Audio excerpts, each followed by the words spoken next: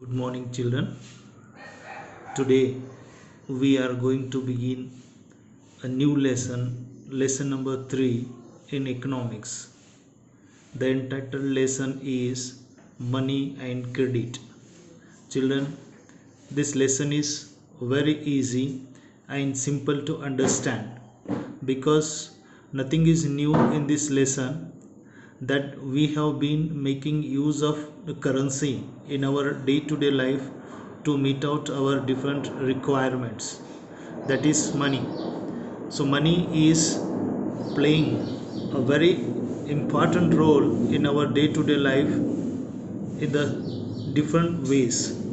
For example, money is the main medium of exchange. Children, for just a moment, the use of money has a large scope in our everyday life. Look around you and your life, that how you have been making use of money in your daily transactions. Several transactions involves the money in our life. Goods and services that we are in a need of our life, we that just obtain in exchange to the money. Children, if we go back in the history, have you ever wondered the transactions are made in money? The time when there was no existence of money, then why the money is used for transactions or to exchange the goods and services? The simple reason is behind that a person holding money can easily exchange it for any commodity or the services that he or she might want. In the past, there was no concept of money. People were not using the money, but the needs and requirements of the people were fulfilled by just exchanging the goods. And such kind of the direct exchange of a goods is known as the barter system. But children, do you know, in this barter system there was a difficulty. One major difficulty was that the double coincidence. Do you know, children, what do you mean by this double coincidence? It's very simple. Children, the person, for example, we can take an example of a shoe manufacturer. A shoe manufacturer want to sell the shoes and get the wheat. But here the problem is that at the same time the shoe manufacturer needs to find the person, one who is ready to buy the shoes and sell the wheat. Here in this context, both of them, a shoe manufacturer and the wheat producer, should be in a need of each other's goods. Then only this barter system could have worked in a convenient manner. But in barter system where goods are directly exchanged without the use of money, this double coincidence is a quite a complicated problem. And just because of this reason, children, the money become the best means of medium of exchange.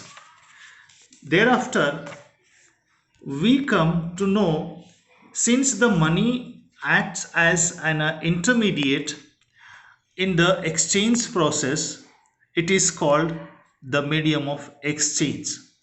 Children, if we go into the history, we can understand and come to know that over the large span of history in the past, the money or the system of currency was a different over the past long period. You can just look at, these are the different types of the currency system or the money which was used in the past.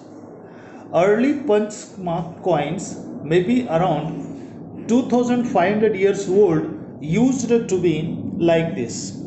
Thereafter, during the period of Gupta empires, the coins or the currency could become like this. Then after that comes the period of Tughlaq. The Tughlaq coins used to be like this. Then gold moher from Akbar's reign, this is what how. Then we come to the next stage, the last stage, that is modern coins used to be like this. Children, this is what how step by steps we come to the era of modern forms of money. Let us come to know in the modern forms of money, the currency, a paper notes and coins. Unlike these things that were used as money earlier, the modern currency is not made of a precious metals such as gold, silver, or any other things. Then the modern currency is without any use of its own. The why is it accepted as a medium of exchange? There is a question to us. Children, it is very simple question and natural to arise in one's mind. Okay, the answer is it is just accepted as a medium of exchange because the currency of the India is authorized by the government of the country. Therefore, in India, the Reserve Bank of India issues the currency notes on behalf of the central government. As per Indian law, no other individual is entitled or empowered to allow to issue the currency. Moreover, the law legalized the use of rupees as a medium of payment that cannot be refused, settling transactions in India. No individual in India can legally refuse a payment made in rupees. Okay, after this, children, we come to know this currency, how does it mobilized and managed. So there we come to the next point, that is the deposits with the banks. What is the role of the bank? Children, bank plays in our day-to-day life a very vital role. Then what is that vital role? At a point of time, people need only some amount of money that they have been earning over a month. It means, students, I will give you one example right now here. The person one who is working as a government servant or any other service, where he gets the salary at the end of a month, then whatever the salary he is procuring, that a part of it is required to meet out his day-to-day requirements for the month, and the surplus amount of his salary he needs to keep somewhere in safe. Then the safety place is the only bank where he can keep his money by opening an account in the bank, and that surplus account which he deposits in the bank, and as and when he is in a need of the money, he can withdraw it. And thus such kind of the deposits in the bank is known as demand deposits. Why demand deposits? Because as and when he is required, he can withdraw it. So this is what the system of the bank works, and how it is convenient to the customers to a safety of his money, as well as bank also pays some percentage of interest on his amount. Children, bank is playing two-way role here. Then what is the two-way role of the bank? Let us try to understand. On one hand, bank is taking the deposits from the depositors, and the bank also on the other hand making loans to the borrowers. So let's move on to the next point of the lesson. The next point of the lesson is, children, loan activities of banks. Then how the bank's loan activities are there. Let us take the same story of the banks further and try to understand in detail. You know, children, what the bank does here with the deposits. They accept from the public. There is an interesting mechanism at work here. Listen here, children. Banks keep only a small proportion of their deposits in cash with themselves, whatever they are accepting from the depositors. Okay.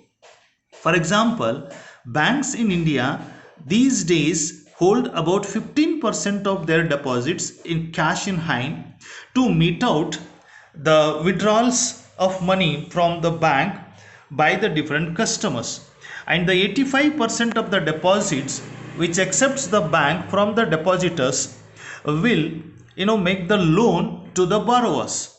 And here, children, do you know the bank charges to the borrower more and pays to the deposit less, and the difference between the rate of interest paid to the depositors and charged to the borrowers, the difference amount